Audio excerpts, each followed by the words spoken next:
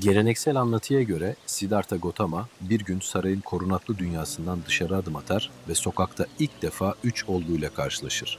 Yaşlılık, hastalık ve ölüm.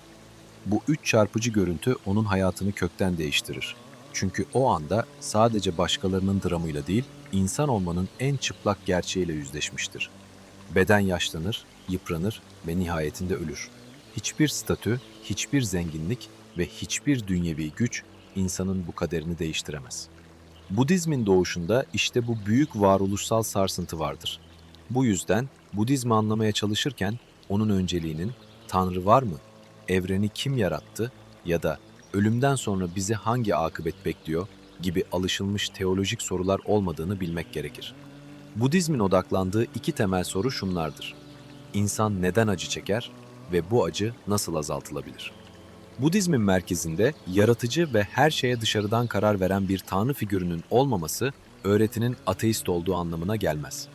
Budist kozmolojide tanrısal varlıklar ve görünmeyen boyutlar mevcuttur. Fakat bunlar da samsara'nın yani doğum, ölüm, değişim ve koşullanma döngüsünün içindedir. Yani kalıcı ve mutlak değillerdir. Gautama'nın hedefi evrenin mimarını bulmak değil, insan bilincinin acıyı nasıl ürettiğini ve bu ıstırabın nasıl sona erdirilebileceğini çözmektir. Bu videoda Budizmin ölüm, karma, meditasyon, yeniden doğuş ve bardo anlayışını ele alacağız. Anlatının sonunda ise bu öğretileri toplumsal zihin virüsü kavramı üzerinden modern topluma ve Türkiye'nin güncel durumuna uygulamaya çalışacağız. Çünkü Budizmin bize söyledikleri yalnızca tekil bireyler için geçerli değil. Evet, bir insan hayatı boyunca neyi beslerse ölüm anında onunla karşılaşır. Ama bir toplumda uzun süre neyi büyütürse kriz anında onunla yüzleşir. Bireyin karması olduğu gibi toplumların da kökleşmiş karakter alışkanlıkları vardır. Bireyin zihni, öfke, korku ve bağımlılıkla biçimlenebildiği gibi toplumların kolektif bilinci de kutuplaşma, hırs, tüketim, yalan ve ötekileştirme ile şekillenebilir. O yüzden bu bölümün sonunda kaçınılmaz olarak şu hayati soruya geleceğiz. Türkiye bugün hangi zihinsel tohumları suluyor? Şimdi önce Budizmin temel teşhisine dönelim. Budizme göre ölüm, hayatın sınırları dışında duran yabancı bir olay değildir. Bilakis ölüm, ömür boyunca eğittiğimiz ya da kendi haline terk ettiğimiz zihnin en çıplak biçimde sahneye çıkmasıdır. Biz genellikle ölümü, hayatın bittiği yerde başlayan ayrı bir kompartıman gibi düşünürüz. Yaşam burada tecrübe edilir, ölümse ondan sonra gelir. Bu keskin sınırı silen Budizme göre her an kesintisiz bir değişim içindeyiz. Her an doğuyor, her an ölüyoruz. Hücrelerimiz yenileniyor, duygularımız dalgalanıyor, düşüncelerimiz yön değiştiriyor, ilişkilerimiz başkalaşıyor.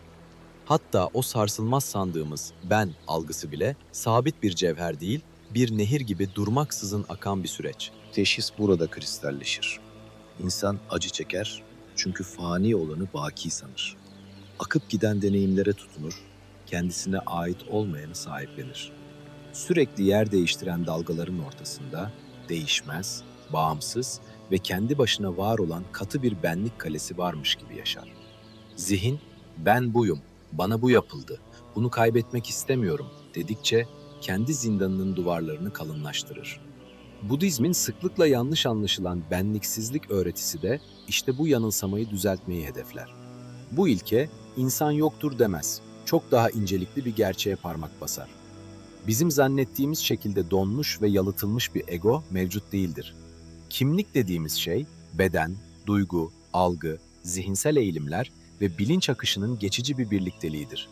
Fakat insan bu akışkan birleşimi katı bir heykel gibi kavramaya çalışır. Bu sahte kimlik duygusu da hemen arzuyu ve korkuyu besler. Arzu, hoş olanı mülkleştirmek ister. Korku, acı verenden kaçmanın yollarını arar. Öfke, kendisini tehdit altında hisseden egoyu savunmaya geçer. Kıskançlık ise başkasının saadetini kendi eksikliği sayar.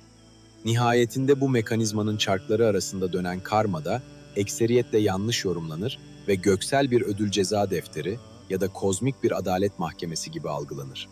Oysa Budizm'de karmanın ahlaki sonuçları olsa da özü çok daha derindedir. Karma, niyetli eylemlerin zihinde bıraktığı silinmez izdir. Tekrar edilen her davranışın bir reflekse, her duygunun bir karaktere, her dikkat biçiminin ise bir bilinç tarzına dönüşmesidir. Bir insan her olaya öfkeyle reaksiyon verirse, öfke bir süre sonra gelip geçen bir bulut olmaktan çıkar. Zihnin dünyayı seyrettiği kalıcı bir filtreye dönüşür. Sürekli korkuyla beslenen bir zihin için korku, dış tehlikelere verilen makul bir tepki değil, varlığın temel frekansı olur. Kıskançlığı büyüten birine ise başkasının mutluluğu bile tehditkar görünmeye başlar. Ama bu yasanın tersi de aynı hassasiyetle işler. Kişi sabrı, şefkati, uyanık bir farkındalığı, cömertliği ve yeri geldiğinde bırakabilmeyi ne kadar tekrar ederse, bu erdemler de bilincin dokusuna o kadar derin işler. Zihin neyi benimser, neyi yinelerse zamanla ona benzemeye başlar. Bu yüzden Budizm'de berrak ve erdemli bir hayat sürmek, kuru bir ahlak felsefesi değil, doğrudan ölüm anına yapılan en büyük yatırım ve hazırlıktır. Çünkü o son saniyede gündelik hayatın tüm sahte dayanakları un ufak olur. Beden çözülür, roller düşer. Statüler, ünvanlar, imajlar, sosyal maskeler ve sahip olduğumuz mülkler geride kalır. Geriye ise sadece zihnin çıplak eğilimleri kalır. İnsan hayatı boyunca neye tutunduysa, ölüm anında onunla yüzleşir. Hayat boyunca neyi bastırdıysa, son eşikte onun gölgesiyle karşılaşır. Zihnini nasıl eğittiyse, o eğitim ya da eğitimsizlik nihai belirleyici olur. Bu yüzden Budizmin ölüm öğretisi aslında bir yaşam sanatı rehberidir. Tibet Budizminde bu mesele Bardo Todol, yani batıda bilinen adıyla Tibet'in Ölüler kitabı üzerinden sarsıcı bir dille anlatılır. Burada ölümden sonraki o tekinsiz ara hallerden, yani bardolardan söz edilir. Kişi bu geçiş sürecinde çeşitli ürkütücü sesler, göz alıcı ışıklar, barışçıl ya da gazaplı figürlerle yüzleşir. Ancak bu vizyonlar, dışsal nesnel varlıklar değil, zihnin kendi doğasının ve bastırılmış eğilimlerinin birer yansımasıdır. Buradaki tek can alıcı mesele şudur: zihin gördüğünü tanıyabilecek mi? Eğitilmemiş bir bilinç, kendi zihninin ürettiği görüntülerden dehşete düşer. Kendi korkusunu dışsal bir tehdit, kendi öfkesini vahşi bir düşman sanır. Kendi arzularının peşinden sürüklenirken gördüğü hayali vizyonları katı ve kaçınılmaz bir gerçeklik zanneder. Oysa eğitilmiş bir zihin o fırtınanın ortasında durup şunu fark edebilir: bu da sadece bir görünüş, bu da zihnin geçici bir hareketi. Buna tutunmak ya da bundan kaçmak zorunda değilim. İşte meditasyonun ölümle olan yaşamsal ilişkisi bu kritik noktadadır. Meditasyon bir rahatlama seansı değil, zihni kendi asli doğasını tanıyabilecek olgunluğa ulaştırma çabasıdır. Shamatha, bilince sakinlik ve sarsılmaz bir istikrar kazandırırken, Vipassana derin bir içgörü geliştirir. İnsan düşüncelerin, duyguların, bedensel hislerin ve o devasa ben algısının altındaki akışkan ve geçici doğayı çırılçıplak görmeye başlar. Bu noktada araya küçük bir kişisel not eklemek istiyorum. Ben Budist değilim, bir Budizm uzmanı da değilim. Bu seride kendimi mümkün olduğunca geri planda tutmaya ve her araştırmaya hiçbir şey bilmiyorum diyerek saf bir merakla başlamaya çalışıyorum. Ancak bana en değerli şeyini, yani vaktini ayıran siz ciddi izleyicilerime karşı samimi olmam gerekir. İleride bir kitaba dönüşmesini umduğum bu video metinlerinde yalnız birincil ve güvenilir kaynaklardan topladığım teorik bilgilere dayanmıyor, şahsi bir tecrübem olmayan konulara girmemeye ve deneyimlemediğim alanlarda kelam etmemeye özen gösteriyorum. Geçmişte Sayagyi Ubakin geleneğinden Goenka sistemine bağlı 2 ayrı 10 günlük sessiz Vipassana meditasyonu inzivasına katıldım. Amerika'da John Kabat-Zinn'in farkındalık eğitim uygulamasını ve Shinzen Yang'ın sessiz inziva disiplinini de bizzat kendilerinden öğrendim. Bu yoğun süreçler beni bir otorite yapmaz. Fakat Budizmin özü, zihnin çalışma mekanizmaları, acının kökenleri ve dikkat eğitiminin neden hayati bir mesele olduğu konularında bana yaşayan bir sezgi kazandırdılar. Goenka geleneğindeki Vipassana pratiği son derece sade ve doğrudan bir gözleme dayanır. İlk 3 gün sadece nefesin doğal akışına odaklanılır. Bu süreden sonra bedendeki duyumların sistematik ve disiplinli şekilde taranmasına geçilir. Hoş duyumlar gelir, nahoş hisler belirir, nötr duyumlar akar. Sıradan bir zihin otomatik olarak hoş olana tutunup nahoş olandan kaçmaya programlıdır. Oysa Vipassana, insana basit göründüğü kadar önemli bir disiplin kazandırır. Gözlemle, tepki verme, geçiciliği fark et. Ne tutun ne de kaç. İnsanın günler boyunca şafak vaktinden gecenin geç saatlerine kadar sessizlik içinde oturduğu bir inzivada, dış dünya tamamen silinmez ama iç dünya tüm çıplaklığıyla görünür hale gelir. Ağrı, sabırsızlık, sıkıntı, beklenti, kaçma arzusu, huzur hırsı ve başarısızlık korkusu. Hepsi aynı anda bedende ve zihinde filizlenir ve insan orada çok duru bir hakikatle yüzleşir. Ben sadece dış dünyaya tepki vermiyorum. Kendi karmamı, kendi zindanımı her an içeride yeniden üretiyorum. Küçük bir kaşıntıya verdiğimiz otomatik tepkiyle dışarıdan gelen bir hakarete verdiğimiz tepki aynı mekanizmayla çalışır. Bir diz ağrısına gösterdiğimiz tahammülsüzlükle hayattaki krizlere karşı sabırsızlığımız birbirine göbekten bağlıdır. Bir bedensel duyuma tutunma ya da ondan kaçma biçimimiz nihayetinde ölüm korkusuyla kurduğumuz ilişkiye kadar uzanır. John Kabat-Zinn'in farkındalık yaklaşımı bu kadim uygulamayı modern tıbbi ve klinik dile tercüme eder. Bu ekolde karma, yeniden doğuş ya da bardo anlatıları geri plandadır. Ancak temel sezgi tamamen aynıdır. Acının büyük kısmı yaşanan ham olaydan değil, zihnin ve bedenin o olaya karşı geliştirdiği dirençten doğar. Fiziksel bir ağrı mevcuttur. Fakat zihnin o ağrıya eklediği korku, isyan, çaresizlik ve yazdığı hikayeler acıyı katlayarak büyütür. Shinzen Yang'ın metodolojisi ise meditasyonu daha dinamik ve sistematik bir bilinç eğitimine dönüştürür. Vücut hislerine, zihinsel görsellere, düşüncelere, içsel sese, duygulara ve akışa odaklanılıp bunların değişen güç kompozisyonları takip edilir. Sistemin esnek ve dinamik yaklaşımı, inisiyatifi kısmen uygulayıcıya bırakarak doğaçlama özgürlüğü tanır. Ben şahsen rahmetli Pir Vilayat İnayat Khan'dan öğrendiğim, zihni sakinleştirmek için aynı anda çok sayıda meditasyon unsuruna odaklanma yaklaşımını kullanır ve yukarıdaki 6 ögeye nefes takibini ve sayı saymayı da eklerim. Bu vesileyle bilmeyenlerin küçümsediği sayma yönteminin en güçlü meditasyon tekniklerinden biri olduğunu vurgulayayım. Gözlerinizi kapatıp oturun. Derin bir nefes alıp verirken içinizden sessizce 1 diye sayın. Her nefes verişte bir sayı ilerleyerek 10'a gelin. Oradan yine nefes verirken 9, 8, 7 diye içinizden sayarak 1'e gelin. Bu şekilde birden 10'a, 10'dan 1'e kadar sayarak devam edin. Saymayı bırakmış başka şeyler düşünüyor olduğunuzu fark ettiğinizde sükunetinizi hiç bozmadan 1'e geri dönüp saymaya yeniden başlayın. Eğer denerseniz sakın moralinizi bozmayın ve yorumlara kesintisiz kaça kadar gelebildiğinizi yazın. Dikkat, duyusal netlik ve denge 3 sac ayağıdır. Dikkat yoksa zihin dağılır, duyusal netlik yoksa deneyim bulanıklaşır, denge yoksa zihin hoş olana yapışıp nahoş olandan kaçar. Yani meditasyon sadece huzurlu ve konforlu anlarda yapılan bir sakinleşme hobisi değil, ölüm anında her şey un ufak olurken zihnin tutunacağı tanıdık tek bir dal kalmadığında bile savrulmama eğitimidir.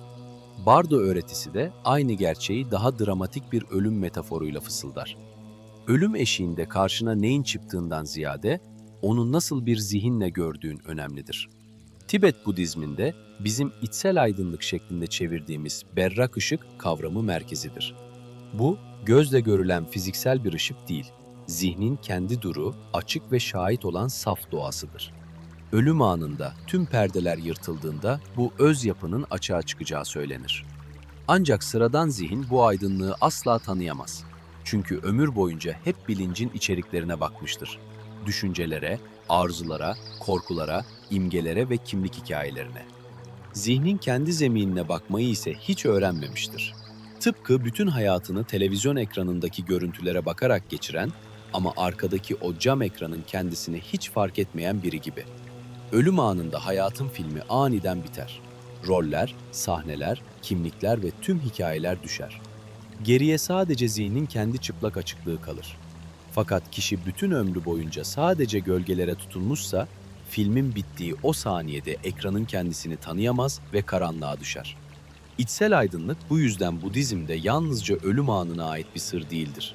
Yaşarken her an çalışılması gereken kesintisiz bir tanıklık biçimidir. Zihin, düşüncelere kapılmadan düşünceleri seyredebiliyor mu? Korkunun bizzat kendisine dönüşmeden korkuyu uzaktan fark edebiliyor mu? Arzunun peşinden körü körüne sürüklenmeden onun doğuşunu ve eriyip geçişini sakince izleyebiliyor mu? Önceki videoda ele aldığımız rüya yogası da işte bu noktada anlam kazanır. Rüyadayken o dünya bize mutlak bir gerçeklik gibi görünür. Korkar, kaçar, arzular ve savunuruz. Ancak gözümüzü açtığımızda bütün o devasa evrenin sadece kendi zihnimizde beliren bir gölge oyunu olduğunu anlarız. Budizm buradan çok güçlü ve sarsıcı bir soru çıkarır. Ya uyanık hayatımız da sandığımız kadar katı ve mutlak değilse, ya benliklerimiz, korkularımız, hırslarımız ve düşmanlıklarımız da o gece rüyalarındaki görüntüler kadar geçici ve birbirine bağımlıysa, rüya yogasının başlangıç aşamasında rüyanın içindeyken rüya gördüğünü fark etmekte öğrenilir. Bu, ölüm sonrası ara haller yani bardolar içinde bir provadır. Çünkü ölüm bardosu da bir tür eşiktir. Tanıdık tüm dayanaklar kaybolur, görüntüler yoğunlaşır ve zihin kendi çıplak eğilimleriyle baş başa kalır. Eğer kişi rüyanın rüya olduğunu fark etmeye alışmışsa, ölüm sonrası vizyonları da zihnin yansıması olarak tanıma ihtimali artar. Fakat Budizm'de bardo, yalnızca ölümden sonraki o tekinsiz boşluk değildir. Hayat da bir bardodur. Rüyada, büyük krizler, ağır kayıplar ve öfke anları da birer bardodur. Hatta bir toplumun tarihsel kırılma, altüst oluş ve dönüşüm anları da birer bardodur. Her bardo bir geçiştir ve her geçiş eşiğinde zihin ya eski mekanik alışkanlıklarını tekrar eder ya da onun için muazzam bir uyanma imkanı doğar. Zen üstadı Thich Nhat Hanh bu karmaşık öğretiyi hayatın tam kalbine yerleştirir. Ona göre yeniden doğuş kavramı ekseriyetle yanlış anlaşılır. İnsanlar bunu sabit bir ruhun bir bedenden çıkıp bir diğerine taşınması gibi algılar. Üstad ise bu dogmatik anlatı yerine devamlılık kavramını tercih eder. Bu devamlılık, ölümden sonra başlayan uzak ve belirsiz bir gelecek değildir. Tam şu anda ve takip eden her saniyede gerçekleşir. Bir düşünce ürettiğimizde, o düşünce bizi ve çevremizi dalga dalga etkiler. Bir söz söylediğimizde, o söz bir başka insanın bilincinde yaşamaya devam eder. Bir davranışta bulunduğumuzda, o eylem dünyaya silinmez bir imza bırakır. Bir öğretmen, öğrencilerinde devam eder. Bir anne çocuğunda devam eder. Bir yazar, okurunda devam eder. Bir insan sevgisiyle, öfkesiyle, korkusuyla, merhametiyle, alışkanlıklarıyla, yetiştirdiği insanlarla ve dokunduğu tüm hayatlarla evrende akmaya devam eder. Bu anlayış, ölüm korkusunu da kökten dönüştürür. Çünkü insan kendisini sadece etten ve kemikten oluşan ve deriyle sınırlı bir fiziksel bedenden ibaret zannettiğinde, ölüm, mutlak ve dehşetli bir yok oluş gibi görünür. Ancak kendisini ilişkilerinde, eylemlerinde, sözlerinde, doğada ve o muazzam karşılıklı bağımlılık ağında görmeye başladığında, ölüm bambaşka bir anlama kavuşur. Kalıcı bir ego aynen devam etmez ama evrende hiçbir etkide bütünüyle yok olmaz. Devam eden şey, arkamızda bıraktığımız izlerin akışıdır. Burada dua meselesi de farklı bir eksene oturur. Budizm'de dua, yaratıcı bir tanrıdan kişisel bir talepte bulunmak değil, zihni ve niyeti belli bir yöne, saf bir frekansa hizalamaktır. Tüm varlıklar mutlu olsun, tüm varlıklar acıdan kurtulsun. Bu pratikten doğan iyilik, bütün varlıklara fayda olsun. Böyle bir dua, dışarıdaki bir iradeyi ikna etmeye çalışmaz. İçerideki yönelişi dönüştürür. Thich Nhat Hanh'ın dua anlayışı da bu çizgidedir. Dua, farkındalık, yoğunlaşma, sevgi ve şefkat enerjisidir. İnsan, sevgi ve şefkati kendi içinde uyandırıp başkalarına yönelttiğinde, bu niyet zaten duanın en saf özü haline gelir. Özetlersek, Budizm'de ölüm eşiğinde neyle karşılaşacağımız, hayat boyunca zihnimizi neye alıştırdığımızla şekillenir. Geliştirdiğimiz dikkat biçimiyle ve her gün bilerek ya da bilmeyerek beslediğimiz duygularla mühürlenir. Neye tutunduğumuzla, neyi bir türlü bırakamadığımızla, neyi sevdiğimizle ve neye hizmet ettiğimizle belirlenir. Fakat buradan yalnızca tekil ve bencil bir sonuç çıkmaz. Çünkü insan yalıtılmış bir fanusla yaşamadığı gibi zihin de tek başına var olan bir ada değildir. Bizler ailelerimizin, toplumumuzun, kültürümüzün, maruz kaldığımız ekranların, haber dillerinin, politik atmosferin ve o bulaşıcı korkuların rahminde şekilleniriz. Thich Nhat Hanh'ın girdi çıktı modeli yaşadığımız çağa hitap eder. Zihne neyi buyur edersek zamanla düşünce, kelam ve davranış olarak dışarıya onu kusarız. Sahi hangi haberlerle besleniyoruz? Göz kapaklarımızın arkasından zihnimize sürekli hangi görüntüler sızıyor? Hangi öfke biçimlerini normalleştiriyor? hangi sistematik yalanları kanıksıyoruz? Birey gibi toplum da tükettiği şeylerle biçimlenir. Bir toplum kesintisiz şekilde korku tüketirse korku üretir. Sürekli öfke tüketirse öfke kusar. Ruhunu komplo teorileriyle, düşmanlıkla, kıskançlıkla ve aşağılanma duygusuyla beslerse bir süre sonra gerçekliği de sadece bu pencerelerden seyreder. Paul Levi'nin Kızılderililerinden ödünç alıp günümüz toplumlarına uyarladığı Vetiko kavramı, Budizmin cehalet, tutunma ve benlik yanılsaması analizleriyle yan yana okunduğunda modern toplumların ruhsal hastalıklarını teşhis eden muazzam bir kılavuza dönüşür. Vetiko, insan zihnindeki açgözlülük, sömürü, güç şehveti, kendini kandırma ve ötekini nesneleştirme eğiliminin bir zihin virüsü gibi topluma yayılmasıdır. Bu virüse yakalanan insan, kendi hırsını başarı, kendi sömürüsünü gerçekçilik, kendi körlüğünü ise akılcılık sanmaya başlar. Budist terminolojiyle kelimesi kelimesine örtüşmese de Vetiko aynı karanlık dinamiğe işaret eder. Ortak cehalet, beraber tutunma ve kolektif benlik yanılsaması. Bir insan kendi acısının ve tatminsizliğinin kaynağını dışarıda aradıkça kendisini dönüştüremez. Bir toplum da yaşadığı krizlerin ve çöküşlerin nedenini yalnızca dış düşmanlarda, karşı kampta, tarihin tozlu sayfalarında ya da kör bir kaderde ararsa kendi zihinsel alışkanlıklarını asla göremez. Göremediği için de aynı döngüyü ve acıyı trajik bir şekilde tekrar tekrar üretir. İşte bu yüzden Budizmin ölüm öğretisi sadece bireysel boyutla sınırlı değildir. Aynı zamanda toplumların ve uygarlıkların manevi kaderi üzerine de bir tefekkürdür. Bir insan ölüm anında hayatı boyunca eğittiği ya da başıboş bıraktığı o çıplak zihinle baş başa kalır.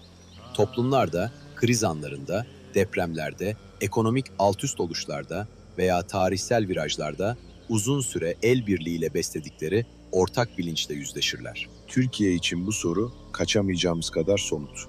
Televizyon ekranlarımızdaki dil neyi besliyor? Çocuklarımıza sınıfta, evde ve dijital dünyada hangi refleksleri öğretiyoruz? Birbirimizden ve ötekinden söz ederken hangi kelimeleri seçiyoruz? Eğer bir toplum sosyal medyada, siyasette ve gündelik sokak ilişkilerinde sürekli öfkeyi, kurnazlığı, güvensizliği ve düşmanlaştırıcı, zehirli bir dili besliyorsa, kriz anlarında bu kolektif karmanın acı meyveleriyle karşılaşması kaçınılmazdır. Çünkü bir zihnin dağarcığında ne varsa sarsıldığında doğal olarak dışarıya da o yansıyacaktır. Bir ülke sadece yolları, binaları, ordusu, parası ve teknolojisiyle ayakta duramaz. Onu asıl ayakta tutan şey ortak zihninin kalitesidir. O zihin hakikate dayanabiliyor mu? Kendi hatasını görebiliyor mu? Kendi öfkesini şefkate dönüştürebiliyor mu? Başkasının acısını kalbinde duyabiliyor mu? Ve gelecek kuşaklara karşı derin bir sorumluluk hissedebiliyor mu? Toplumsal dönüşüm sadece yeni yasalarla, yeni liderlerle ya da yeni kurumlarla gerçekleşmez. Bunlar elbette gereklidir. Ancak daha derinde bir toplumun dikkatini, ahlakını, karakterini ve hakikatle kurduğu temel ilişkiyi dönüştürmek gerekir. Bağımsız bir yargı sistemi inşa edebilirsiniz. Fakat öfke ve korkuyla zehirlenmiş bir toplum, hakim koltuğuna intikamcı bir zihni oturttuğunda, adalet boş bir dekor olmaktan ileri geçemez. Özgürlük ilan edilebilir. Ancak korkuya alışmış bir bilinç, özgürlüğü bir tehdit gibi algılar. Hukukun üstünlüğü talep edilebilir ama öfkeyle çalışan bir zihin, adaleti öç almakla karıştırır. Değişim istenebilir fakat tutunmayla ve statüko ile beslenen bir zihniyet, değişimi ihanet sayar. Bu yüzden Budizmin Türkiye'ye önereceği ders belki de şudur. Toplumların zihinsel alışkanlıkları kriz anlarını şekillendiriyorsa, her şeyin geçici olduğu ve her eylemin silinmez izler bıraktığı bir evrende, dikkat, merhamet, dürüstlük ve iyi niyet artık birer lüks değil, hayatta kalmanın şartlarıdır. Ölüm geldiğinde yanımıza servetimizi, statümüzü, imajımızı, sosyal rollerimizi, ünvanlarımızı ve uğruna savaştığımız o katı kimlikleri alamayız. Götürebilme ihtimalimiz olan sadece zihnimizin kalıcılaşmış yönelimidir. Yapışma veya bırakabilme. Korku veya uyanmış bir farkındalık. Öfke veya merhamet. Dağınıklık veya odaklanma. Cehalet veya içgörü. Benzer şekilde toplumlar da tarihsel kriz anlarında yalnızca maddi ve fiziki güçleriyle değil, kolektif zihinlerinin kalitesiyle sınanır. Dağınık ve disiplinsiz bir kolektif zihin, en mükemmel kurumları bile birer hapishaneye çevirebilir.